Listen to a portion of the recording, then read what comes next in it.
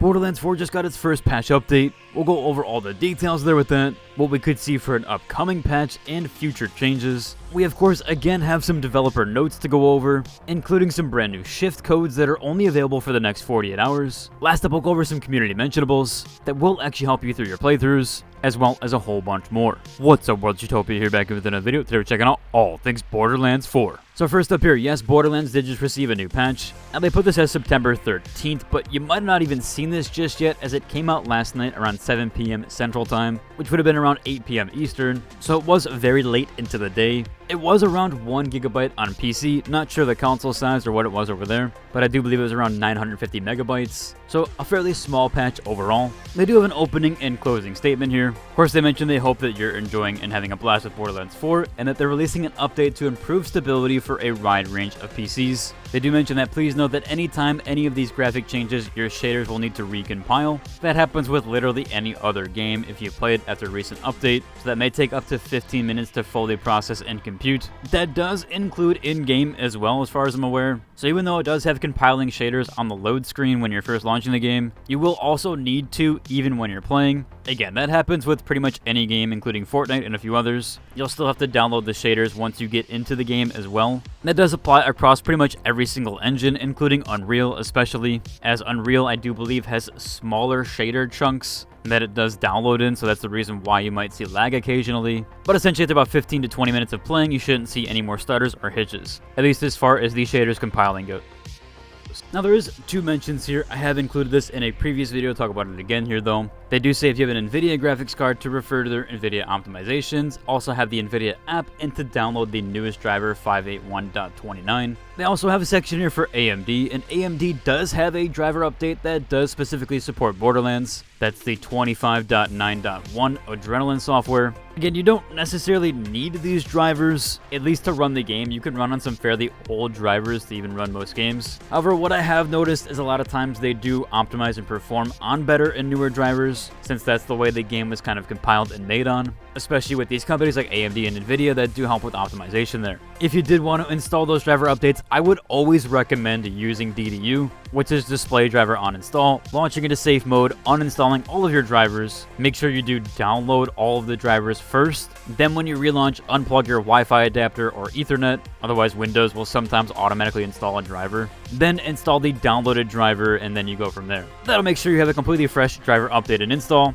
However, for the people that just want to update, you can do so, but I always do this with every single new driver update. It is normally recommended, but again, for those that just want a simple solution, yeah, just go ahead and update your drivers. Now, they didn't put exactly what they did in this patch note for optimizations. However, there is some things that we can go over here, what might have actually changed with this patch, as we do actually have the Steam database information. Every time a new game puts out a patch, the Steam database files actually do get updated, which essentially this website does tell you exactly what files did get updated inside the directory. As I did mention, this was a stability and optimization patch. It looks like the EXE was also rebuilt with a crash reporter updated. There's many tiny tweaks across core pack chunks. Here's the reason why you have to re-download your shaders, although it usually happens with every update, is the PSO caches actually got touched up, which actually did trigger long recompiles. If we go through each file here, again, yes, the EXE was rebuilt. It now had some crash fixes, compiler and opt flags, as well as default graphics and scalability tweaks. So more than likely, they probably toned down what the default graphic settings were when you do launch the game,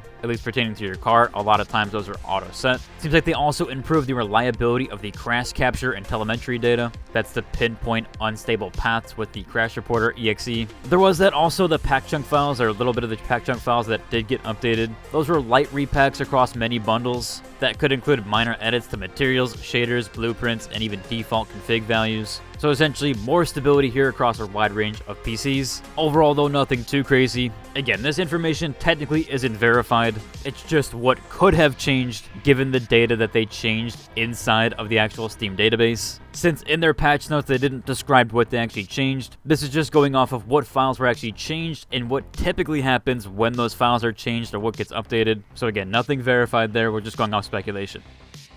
There was one other massive update here though. This one actually did coincide with the patch or around the same time, and it comes directly from Borderlands Twitter account, where they said here, Vault Hunters, they've heard your feedback on FOV or field of view sliders for consoles. The team is currently exploring how to bring these sliders to the Xbox Series XS and PlayStation 5 versions. They'll continue to read feedback and obviously prioritize game updates with your experience in mind. I know a lot of people, even this comment here, how hard can it really be, like just panning the camera back? But it actually does entail a lot more than that. Some people made the argument that it does zoom you back when you get on a vehicle. The difference there is it actually has two different camera angles depending on what your player is doing. So in third person or even in first person, there actually is two different camera systems. Those are rendered entirely separate from each other. So the third person, first person is never going to be the same, or your weapon would look really funky if they just zoomed in and panned out in third person and first person. It honestly wouldn't make sense. Those two scenes are rendered separate from each other and take their own compute power. I do still agree here they should try to get an FOV slider if they can, as the default right now being 75 is quite terrible. Even if they defaulted or maxed you out at 90, I think that could be a better solution there. You guys have to remember these consoles are severely outdated here, and the difference there is they do want parity across all the consoles to run at the exact same. That is kind of the trade-off you do have when you play on console versus PC. You typically don't have as much customization there. Now, I do still agree, I think they should have an FOV slider for console, but there is a lot more to it, especially when they have to maintain a specific frame rate. There has to be specific standards in place there. They even have to pass certifications. Again, Steam and PC don't have those checks in place. My guess is increasing the FOV there might not actually pass certifications, or even the stability could kind of fail overall. As you do have to remember, the consoles are almost 6 years old at this point. Their architecture is very, very outdated, but I do get wanting that feature there overall. Hopefully they can improve the stability and get it working. That's at least what I'd put together, and that's my speculation there, at least as to why FOV isn't potentially possible on the current consoles. As far as the PC side of things go, we did have a couple tweets here from Randy Pitchford, who is the CEO of Gearbox. He did kind of go back and forth here what he did to get his FPS in balance. He also mentioned here that he turned off volumetric fog, but that some of the team and engineers actually did recommend keeping that one on for a few scenes. I have heard that turning off volumetric fog actually does help a ton. It also does seem like from his tweet here, there's actually hardware ray trace lighting setting that can be toggled.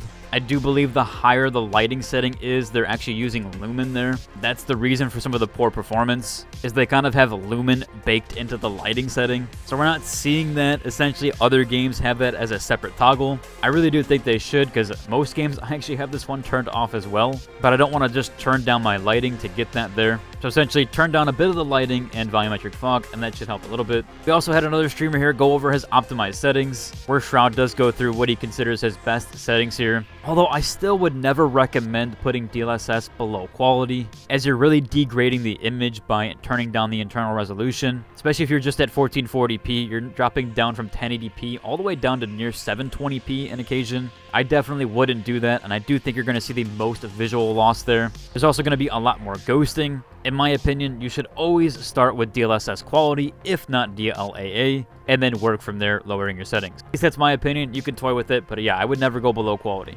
Moving on here, we do have our community mentionables. The first one is actually official. What they do mention here, there is a new addition to the Break Free pack, which does include 2 skins for Echo 4, which they did accidentally add to certain accounts, but it does seem like they're giving that one to everybody now, where they are including both the Break Free Echo drone skin, as well as the Nox Echo 4 drone skin. And that one was a community challenge where you could wreak havoc in Borderlands to unlock this weekend. Essentially, you will have to play in order to unlock it. At least that's what I'm getting at here. They also do mention they might even be releasing new skins for the Vault Hunters. That does include the Break Free Vault Hunter skins here, used across every single character, Vex, Amon, Rafa, and even Harlow. And they do have another community challenge here as well if you do play this weekend, where you can unlock the Firebreak Legendary Ripper Shield. So pretty cool there. They are going to be giving those out, it looks like. You do have to play this weekend, though, between September 12th and the 14th. The Legendary Ripper Shield will actually scale to your Vault Hunter level when it is redeemed with a minimum of level 25. So pretty cool there and fairly nice. There was one other community mentionable here. Randy did want to test the shift code system. Seems like some people are having issues with that. Some people even in my last video were telling me some of the codes didn't work. He dropped 2 more here that you can go up and snag and grab.